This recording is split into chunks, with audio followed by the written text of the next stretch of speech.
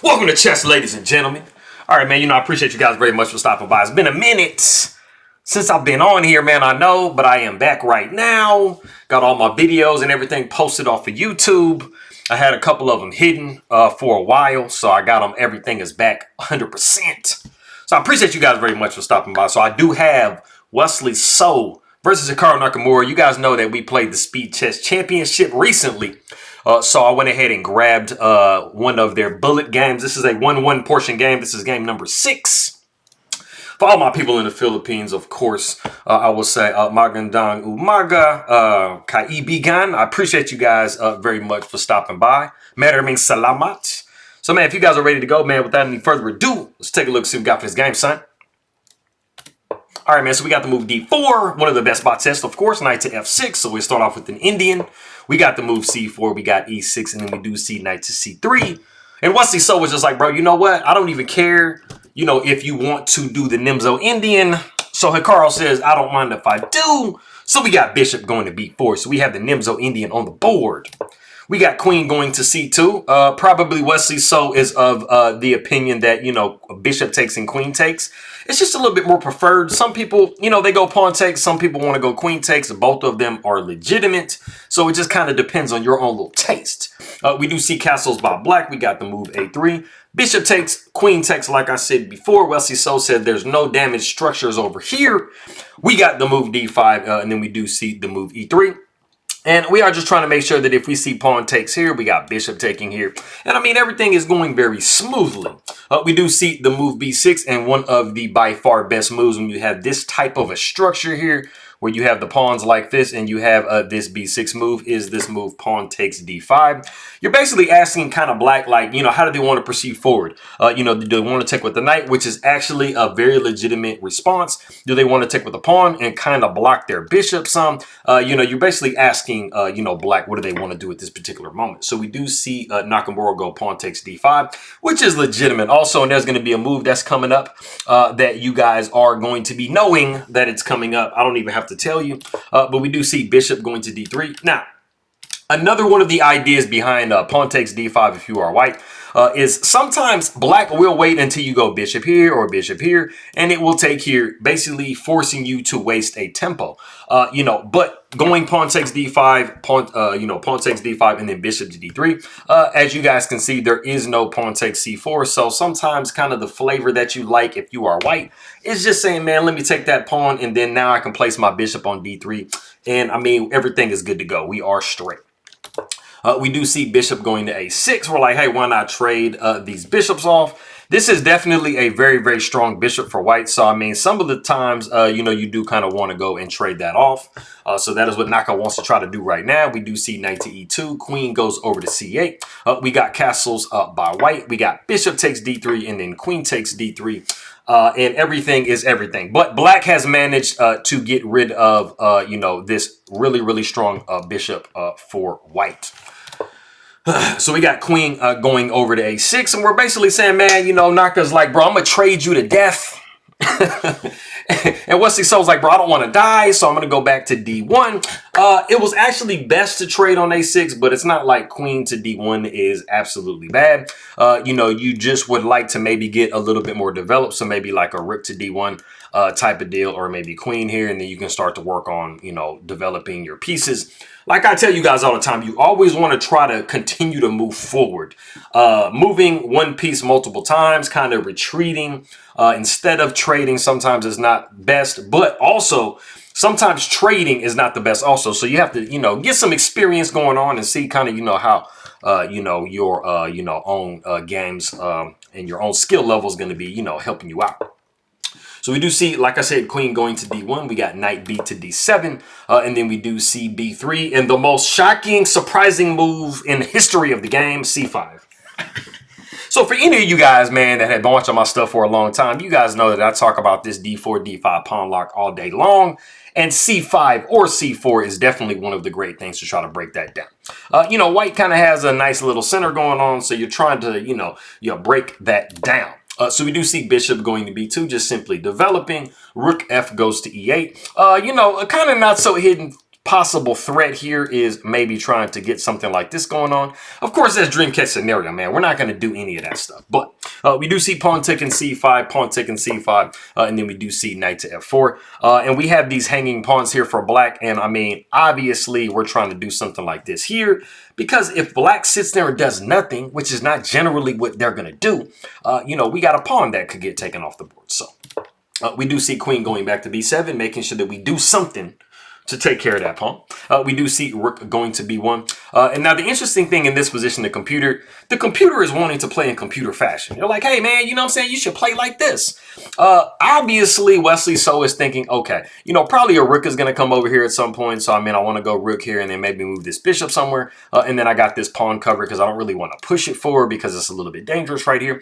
So, I mean, there's a lot of human logic behind this move. The computer wants you just to go ahead and go rook to c1. It's like, bro, you know what? Forget that pawn. You want to counter attack this pawn. You want to go bishop takes here, knight takes here, and then the rook might be able to take on c5. And you're basically throwing this pawn away so that you can do all of that. But, I mean, humans aren't really going to super play this way. So it's very logical why Wesley So went what he did with rook to b1. It just seems like it's safer. Everything is everything. I mean, white is definitely in a good position here, right? We do see rook a to c8. We got queen going to f3. The knight goes to e5. So you're basically asking Wesley So, bro, hey, what do you want to do right here, man? Are you trying to trade your bishop for this knight, or what are you trying to do? Best move is queen to h3. It's kind of hard to see why that's the best move. It's just what the computer's talking about. So Wesley So actually makes like a more kind of human move, queen to e2. Still kind of keeps the queen central. I mean, we got this going on right here type stuff. You know, so we are in a still legitimate position if you are white. So, okay, so we do see the move d4. We got pawn taking d4. And if you would not believe it, this game is actually only another 8 moves. It's literally, well, in this particular position, it's a little bit better for black. But, I mean, it's not like either side is just completely winning the game, right? So, like, how could it just be 8 more moves? Well, I challenge you with this first question. We have reached a point in the game that if you want to try to guess what move Nakamura plays here, go ahead and do so. It is centered around an idea that I'm always talking to y'all about. So if you want to go ahead and pause it and try and see if you can guess that move, go ahead and do so.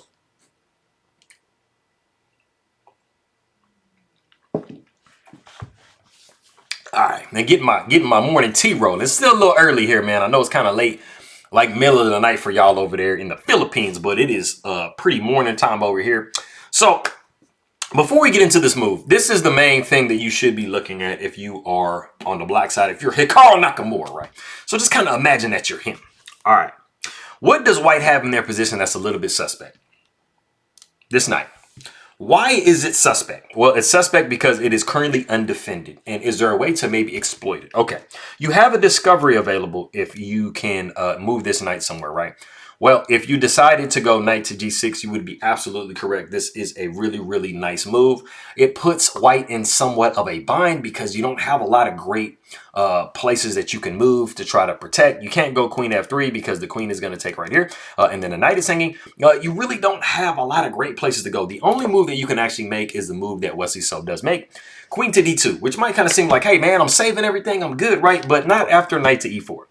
Now, you have to give it to Hikaru Nakamura, man, because he's literally playing with like a couple of seconds. This is a bullet game. So he's finding, I mean, not only knight g6, he's finding the follow-up knight to e4. So he's continuously harassing this queen. And like I said, you're not really having a lot of places you can put it. If you put it on d1, pawn is going to be taking here. And then the problem is now you're going to have to move again. So, I mean, you're just continuously having to move. So you end up putting the queen kind of back on that same danger line that it was on before. And we are at move 23. So we got 6 more moves for this game to last. We got knight going to c3, which is crazy because it looks like it just throws the knight away.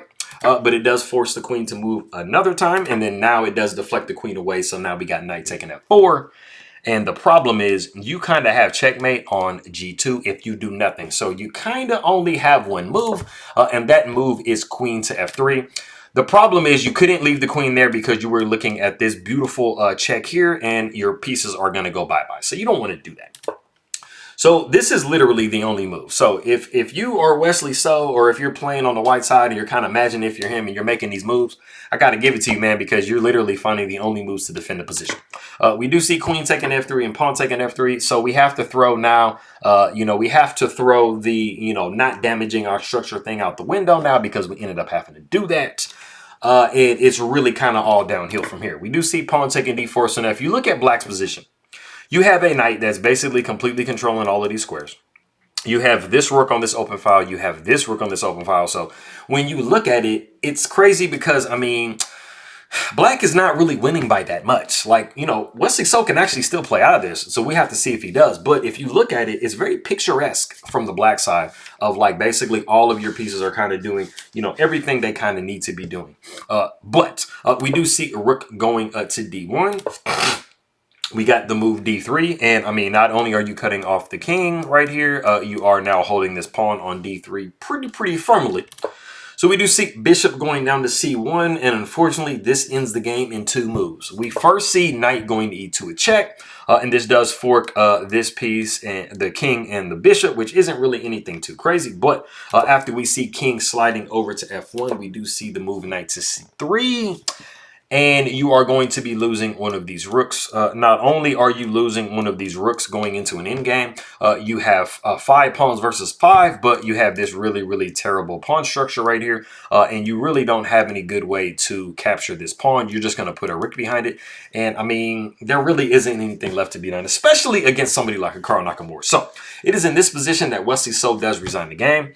Now, for those of you that watched the Speed Chess Championship, you will know that Hikaru Nakamura ended up edging out Wesley So at the very end. I think it was like 11-10 or something like that. So it's very subtle. So either player really could have had it, man. But this was, I like this game. This was a really nice kind of straightforward game.